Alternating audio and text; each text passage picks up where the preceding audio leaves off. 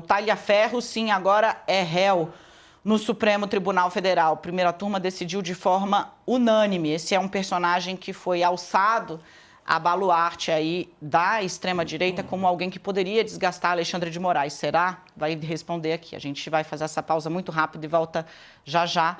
Se você está com a gente no YouTube, não tem pausa.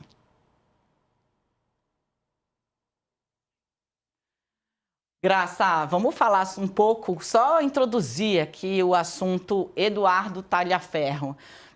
Eu acho até que vai ser interessante, porque talvez a gente tenha visões distintas sobre esse personagem. Quero te ouvir um pouco.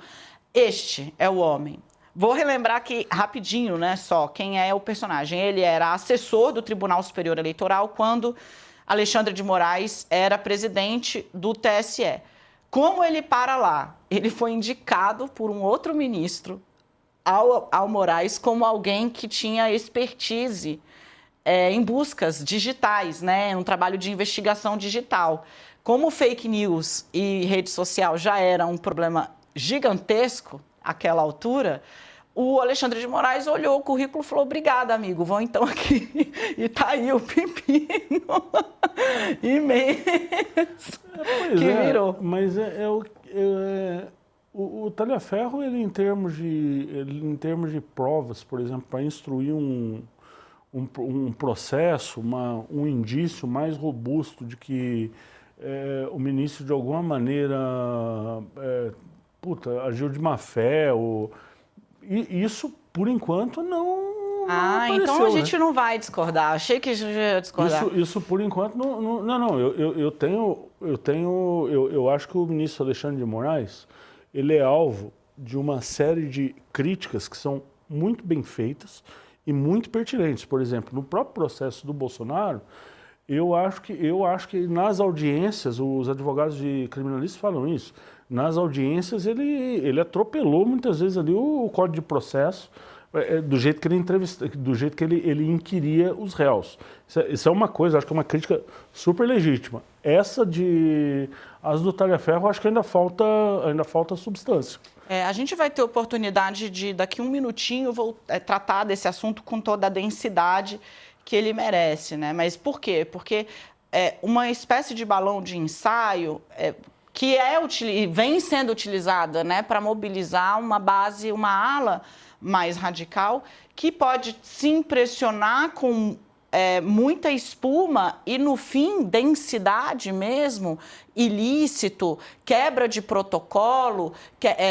O máximo que você consegue dizer assim, nossa, o rito cabe dentro do regimento do Tribunal Superior Eleitoral. Então, assim, mas, de novo, ele virou um instrumento de radicalização. Mas o Brasil virou a polarização. O Brasil não, eu acho que todas as grandes democracias ocidentais, elas, de certa maneira, elas... Vou pedir para você segurar que a gente vai voltar aqui. E estamos de volta, estávamos aqui conversando com o nosso público no YouTube. É que o UOL, ele não está satisfeito só em ser, tipo, o mega maior portal de todos. Ele não está satisfeito em estar com você na tela no portal, com você na sua tela na televisão, ele também está com você na sua tela no YouTube. E se você não tiver TV a cabo, mas tiver uma Smart TV, você vai nos achar também. Então, como são muitas telas para manejar, a gente gira lindamente em todas elas. Bom, para você que está de volta então com a gente na TV, estávamos falando deste personagem, um personagem divisivo, Eduardo Talhaferro, ex-assessor do Tribunal Superior Eleitoral, TSE. Ele se tornou réu pelo vazamento de mensagens internas, de procedimentos internos adotados quando era o presidente do TSE, o ministro Alexandre de Moraes. Essas imagens foram utilizadas no entendimento da primeira turma do Supremo para tentar obstruir, embaraçar as investigações e o próprio relator da trama golpista, que é o ministro Alexandre de Moraes. Bom, vamos resgatar um pouquinho quanto tempo a gente tem aqui, porque, Graça, o Talhaferro, ele foi personagem involuntário de uma série de reportagens que traziam essas mensagens e, num primeiro momento, o protegiam como fonte. Reportagens que mostravam o quê? Troca de expedientes, muitas vezes envolvendo o próprio ministro, às vezes envolvendo o juiz auxiliar dele, às vezes envolvendo integrantes do gabinete do ministro Alexandre de Moraes, quando presidente do TSE, com o Talhaferro. E aí as pessoas apontam assim, Moraes mandou assessor levantar provas contra X. Então, Daniela, aí é que eu acho que eu acho que precisa separar o que é ruído, o que é substância. Qualquer pessoa que conhece um tribunal brasileiro, Tribunal da Justiça de São Paulo, Tribunal da Justiça de Alagoas, ou as cortes em Brasília, sabe que o ministro ou o desembargador, ele tem um conjunto de assessores e eles conversam entre si sobre os processos. Nada de errado nisso. O que não pode? O que não pode? Esse diálogo, ele ser com uma das partes. Porque o processo ele tem que ser equânime. Mas, assim, decidir, trocar informação e documentos sobre causas que aquele gabinete específico está julgando é uma coisa que é esperada num gabinete de tribunal. E mais... Eu acho que tem que olhar, sei lá, rever o conteúdo disso de maneira independente para saber se houve ou não alguma, sei lá, quebra de processo, alguma ilegalidade. Foi feito.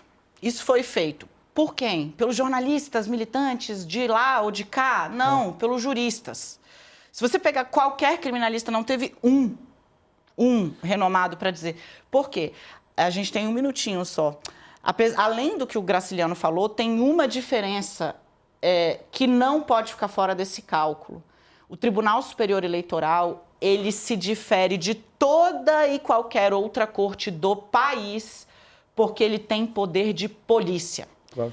Quando você vir o ministro, seja ele qual for, a ministra Carmen Lúcia, se amanhã acontece a mesma coisa com ela dando uma ordem, levante tal prova, porque você tem de vê-la ali como ministra e delegada.